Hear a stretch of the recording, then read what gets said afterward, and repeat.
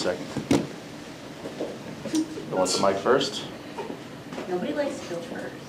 Oh. All right, Clark, okay. Yeah. Good job. First for old time's sake. Well, Stop.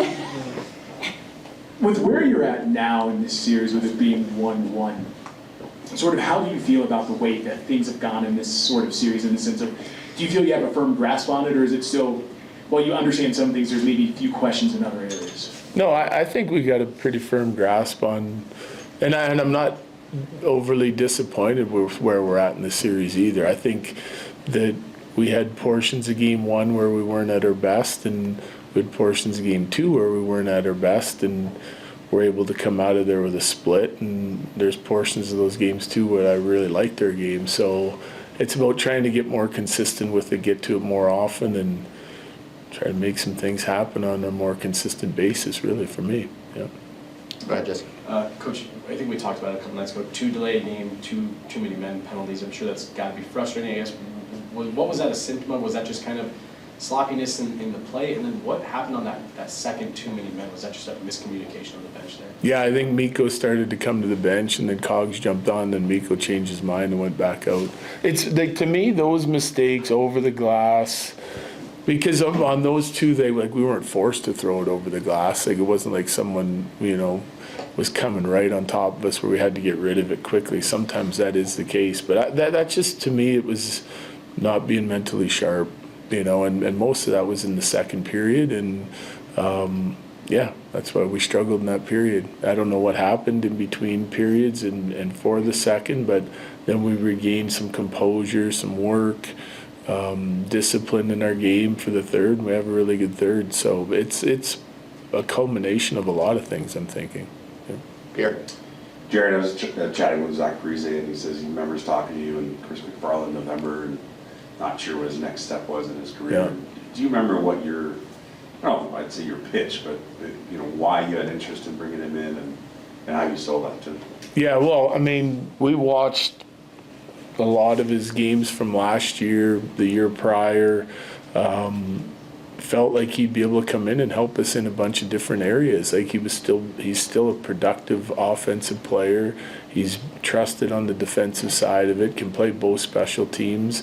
We were a little short on forwards at the time and felt like this would be a guy that not only could we bring in, but could help impact games for us. And then it's selling him on his role, and just how much fun it is to play with, in Denver and for our team. And we have high expectations and aspirations, and at the time we felt like we were going to be a playoff team and hopefully get in the playoffs and make some noise. And so I don't know who all else he was talking to, but it's part of the reason why, when you coach in the minors, you're recruiting guys all the time in the ECHL, and then when you're able to win with those guys, it makes it extremely rewarding. And it's in a little bit the same here when you're trying to get free agents, and even though I don't usually do those pitches, but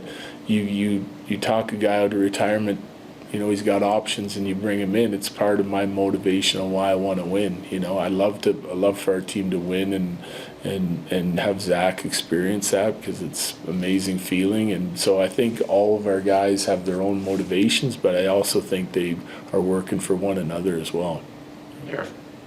Obviously, it's the playoffs. You obviously want to win every single game, but is there any positives you can take out of that last game, knowing that Kale, Nate, and Mikko, first game they don't have a point, and you still almost mount this 4-goal comeback, and especially the first 2 goals coming from guys in the bottom 6 like Yoel and Duhaime? Yeah, absolutely. We can.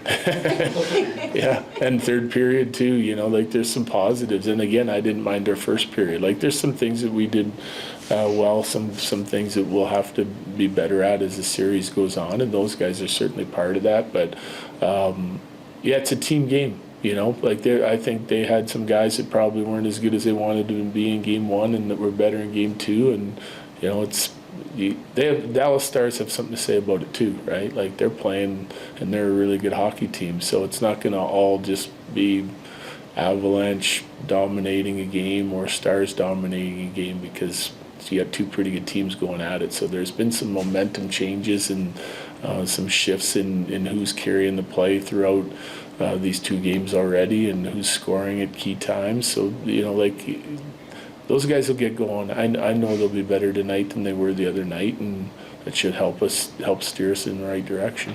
Back to Ryan Clark. To go a little bit big picture, you think about what we've seen in the West between your series as well as Edmonton and Vancouver. What do you think it's been about the West in particular where holding on to a lead, it's becoming extremely difficult with almost each and every passing game? Yeah, I just think, I don't know. It can be different from game to game where you're creating chances and not scoring on some of them, and then they come in bunches. But it's certainly a mental boost and a pick-me-up if you believe in what your team's doing and you have firepower, which I think all the teams in the West have firepower and can score. You get something going your way, it's like a snowball going downhill, and the other team's trying to survive for a little bit. If you can capitalize on a chance or two, it starts turning the tide, and the belief gets stronger and stronger. And teams pour it on. They're all good teams. They're very well-balanced teams and well-matched teams against an equal opponent. So you get it kind of turned in your direction, then you can hopefully put enough heat on the other team to keep making mistakes. And when you're playing from behind too, you get to a certain point in the game where you got nothing to lose. You're either going home with a loss or you're pushing to try to make it a win. So I think it's evenly matched teams, all desperate to try to survive and advance. So you're gonna lay it on the line. Last two, Colleen and Jesse. Between the second and third period of that game, what flipped with those leaders in the room, that top line being kind of frustrated as they were in that second period? How do they come into that room and get the rest of the team motivated to go back out there for the third and make that change? Well, we got a lot of leaders in the room, so it didn't necessarily have to be those guys that were frustrated from the second. I think there was a lot of guys in our room not frustrated with the way they were playing, more I think it's solution-based for our team, you know what I mean? Like, we're trying to find solutions. If something isn't going right, we're looking for solutions as a coaching staff, as players.